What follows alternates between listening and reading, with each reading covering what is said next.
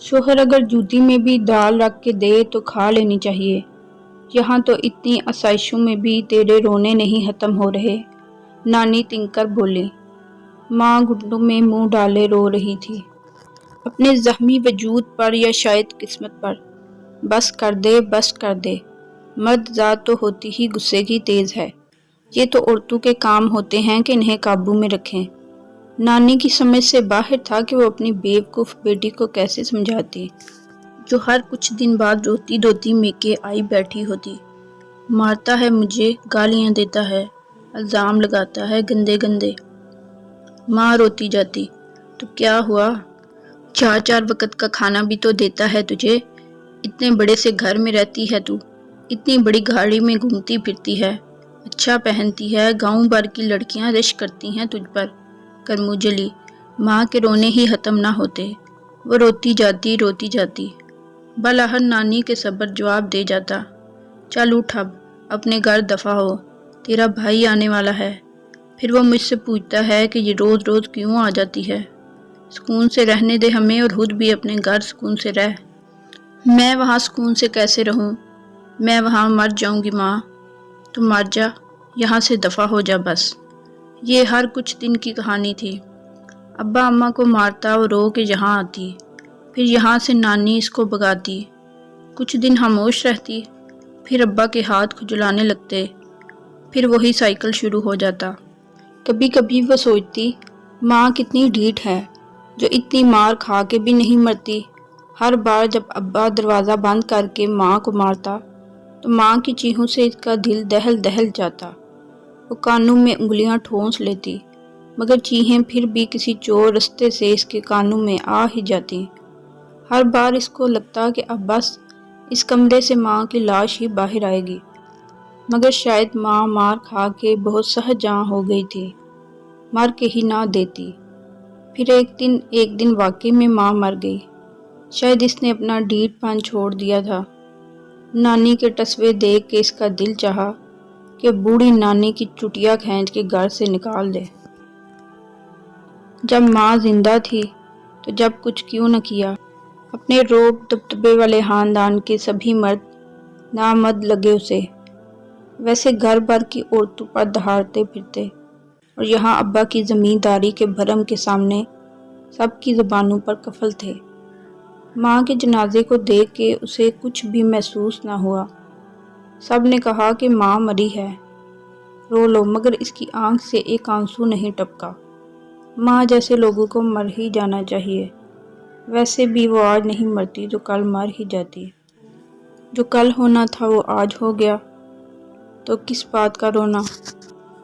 मगर इस दिन इसने खुद से एक बात का वादा किया, मैं कभी माँ जैसी कमज़ोर औरत नहीं बनूंगी।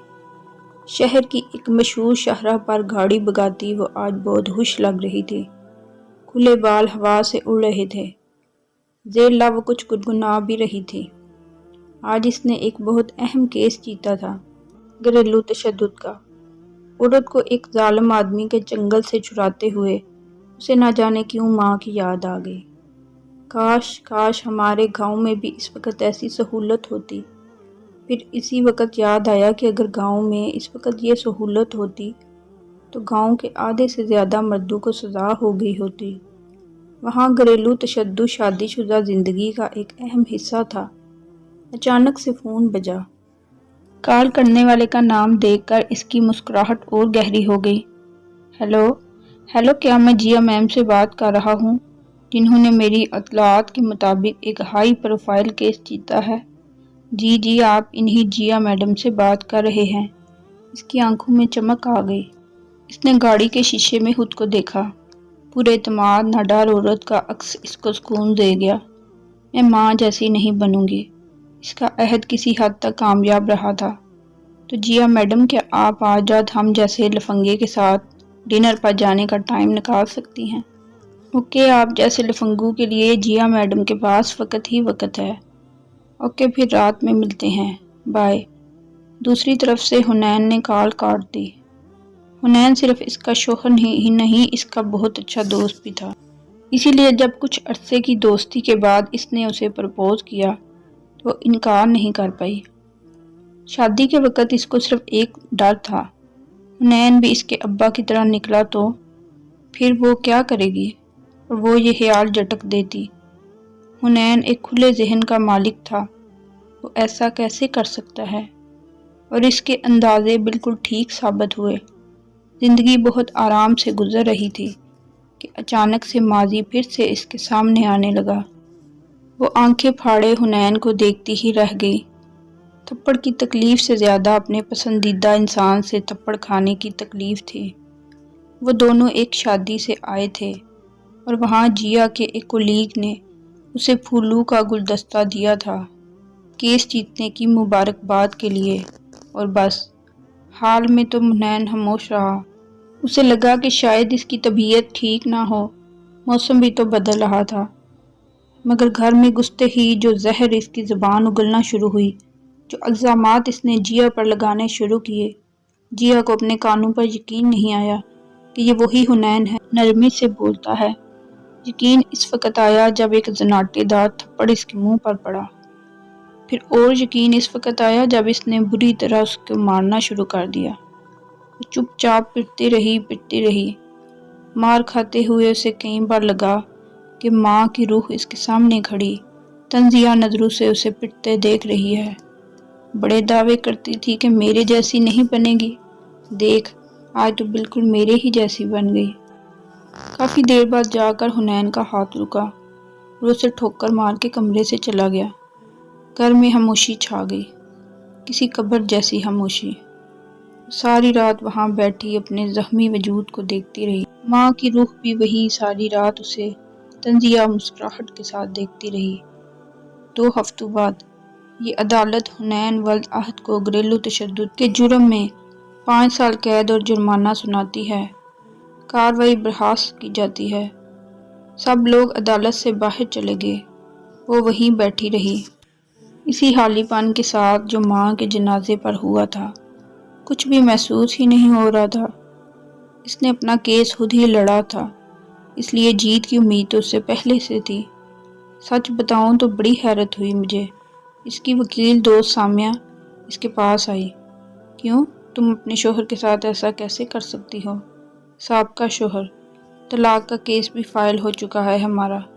वही ना, तुम लोगों की तो इतनी अच्छी अंडरस्टैंडिंग थी, हुनैन भी इतना अच्छा था। मेरी समझ में नहीं आ रहा कि ये कैसे हो गया।